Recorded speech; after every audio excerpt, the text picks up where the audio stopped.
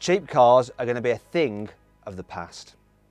They really are. I'm going to explain to you why in this video. There's loads and loads of different reasons, but it's happening already. For instance, when I was a kid, the starting price of a Skoda was £8,000 in today's money, whereas the starting price of the Skoda range right now, £17,000, means that the price has more than doubled. What is going on? Well, stick with me because I'll be explaining exactly what is going on. Anyhow, I'm Matt Watson and you're watching carwow. Let's start this video by explaining why cars are getting more expensive. So that cheapest Skoda that you can get now is a Fabia. It used to be the Citigo, which was more affordable, but they've axed it. Also, Seat has axed its sister car, the normal petrol version of the Me. You can only get an electric version of the Me now, and electric cars are just more expensive because of the tech. The only one of those three cars remaining is the Volkswagen Up, though that starts from £13,000, so it's not exactly cheap. Also, other manufacturers are axing their cheap cars. For instance, Citroën won't be replacing the C1, Peugeot won't be replacing the 108, and Fiat isn't going to replace the Panda or the petrol version of the 500. You'll only be able to get the electric version. And I refer you to my previous point, electric cars are just more expensive. Also, it's not a UK-based problem, it's global. For instance, Ford have axed the Fiesta in North America and the Pacific. What's happening? Actually, in North America, Ford sells 8 SUVs, 7 pickup trucks, and then a bunch of hybrids and electrics. They actually only sell one car. Do you know what that one car is? Thank God, it's the Mustang. They're still selling that as a normal internal combustion engine car, though it's not cheap. Actually, manufacturers are moving away from cheap cars because they're really into selling more profitable SUVs. You see, 10 years ago, 7% of cars sold were SUVs. Today, half of them. Half of all cars sold are SUVs. We love SUVs, and car makers love selling them to us as well. What manufacturers aren't so keen on selling us anymore is small, cheap cars. Reason being that the profit margin is really tight on them. So in order to justify building them in the first place, they need to be able to sell absolutely shed loads of the things, but that's just not happening anymore. For instance, 5 years ago, 1 in 5 cars sold in the United States of America was under $20,000. Today, only 1 in 10 is under $20,000. Now, I'm sure it's a similar story for Europe and the rest of the world. There's another reason why small cheap cars are dying off, and that's to do with carbon dioxide emissions and the fact that manufacturers will be fined if they don't hit certain targets. But you're probably thinking, wait a minute, Matt, surely small cheap cars are lighter and have smaller engines than bigger, more expensive cars, therefore their carbon dioxide emissions will be less. And you'd be right. The only thing is, though, is that for some reason, governments have actually set targets that aren't so strict for manufacturers of heavier cars. So in a way, while governments are setting targets for CO2 emissions, they're actually encouraging the manufacturers to build heavier cars because those targets aren't quite so tough to hit. It just seems madness. I don't know what's going on. Maybe you do. Let me know in the comments below. But that's what's happening, and it's meaning that small, cheap cars are dying out. It's not just carbon dioxide emissions that are affecting the sale of small, cheap cars.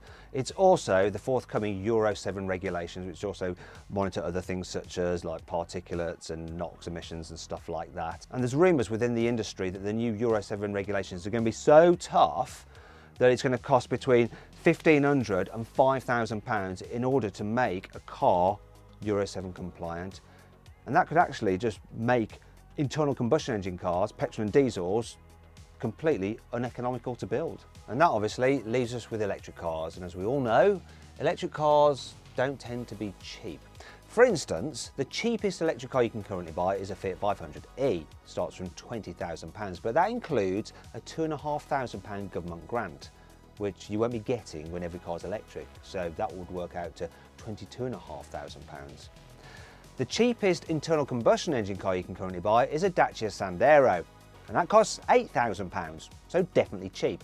A lot cheaper than a Fiat 500e, especially without its grant. Maybe though, there is a glimmer of hope.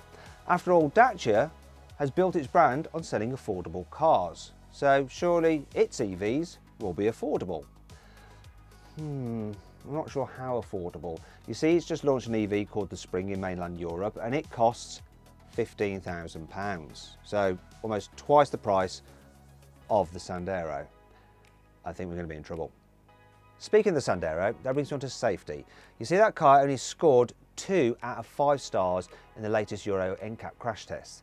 The reason for its poor score: it doesn't have all the electronic safety kit which stops you having an accident in the first place, so it was marked down. All that stuff costs money.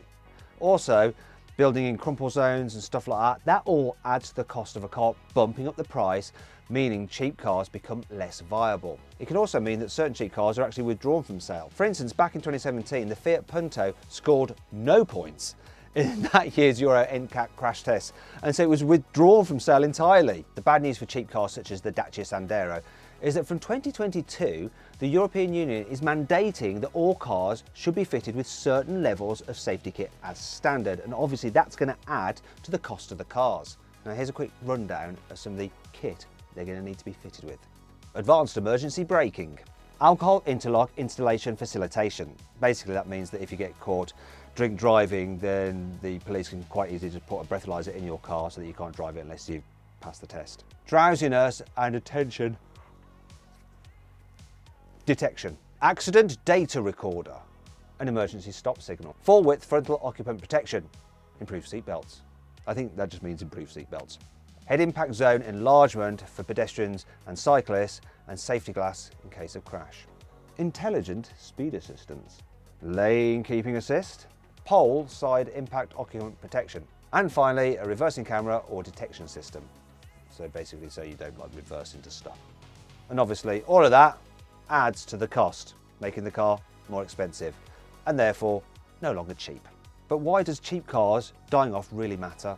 Well, it'll mean that poorer people will be priced out of the market for buying new cars, and while new cars get more expensive, eventually they'll go into the used market, and then used cars will actually get more expensive, and this is usually where poorer people or new young drivers are shopping.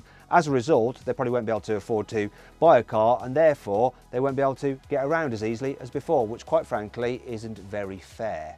However, it could also backfire on the car manufacturers, because the younger car buyers are shopping at the cheaper end of the market. They may not start a relationship with the manufacturers, which means that they don't go on to buy cars like their previous generations used to, and this could put the car manufacturers out of business eventually.